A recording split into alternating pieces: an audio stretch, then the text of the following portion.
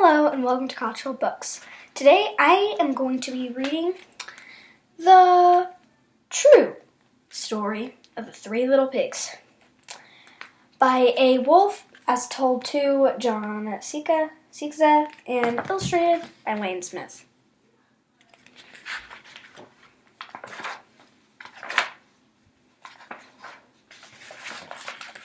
I'm the wolf, Alexander T. Wolf. You can call me Al.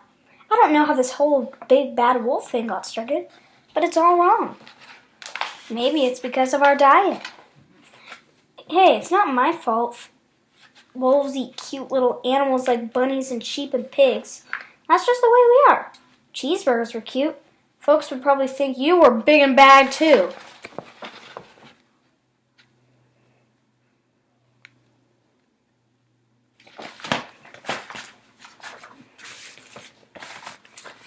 But like I was saying, the whole big bad wolf thing is all wrong.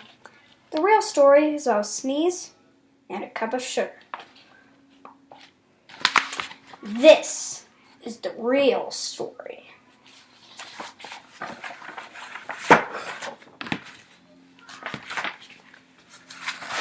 Way back in once upon a time, I was making a birthday cake for my dear old granny. I had a terrible sneezing cold. I ran out of sugar.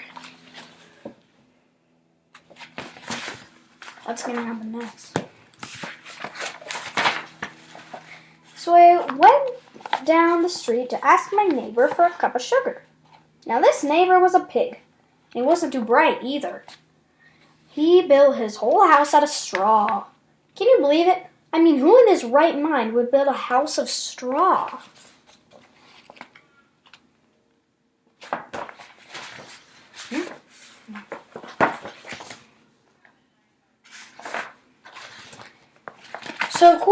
So of course, the minute I knocked on the door, it fell right in. I didn't want to just walk into someone's house, so I called, little pig, are you in? No answer. I was just about to go home without the cup of sugar for my dear old granny's birthday cake. That's when my nose started to itch. I felt a sneeze coming on. Well, I huffed, and I snuffed,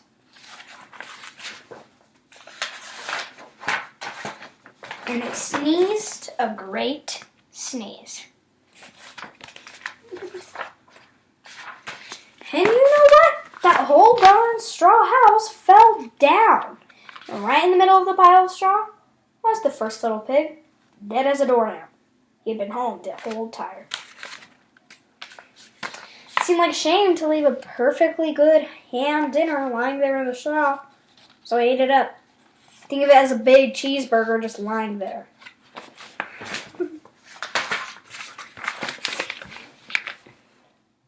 I was feeling a little better, but I still didn't have my cup of sugar. So I went to the next neighbor's house.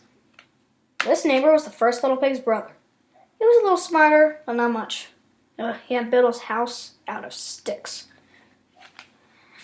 I rang the bell on the stick house. Nobody answered. I called, Mr. Pig, are you in? He yelled back, Go away, wolf, you can't come in. I'm shaving the hairs on my chinny chin chin. I just grabbed the doorknob when I felt another sneeze coming on. I huffed and I snuffed. I tried to cover my mouth, but I sneezed a great sneeze. You're not going to believe this, but this guy fell down just like his brothers. The dust cleared, there was the second little pig, dead as a doornail. Wolf's honor. Now you know food will spoil if you just leave it out in the open. So he did the only thing there was to do. I had dinner again. It was a second helping. I was getting awfully full. My cold was feeling a little better. And I still didn't have that cup of sugar for my dear old granny's birthday cake. So we went to the next house. This guy was the first and second little pig's brother. Must have been the brains of the family. He had built his house out of bricks. I knocked on the brick house. No answer. I called, Mr. Pig, are you in? And do you know what that rude little porker answered? Get out of here, wolf. Don't bother me again.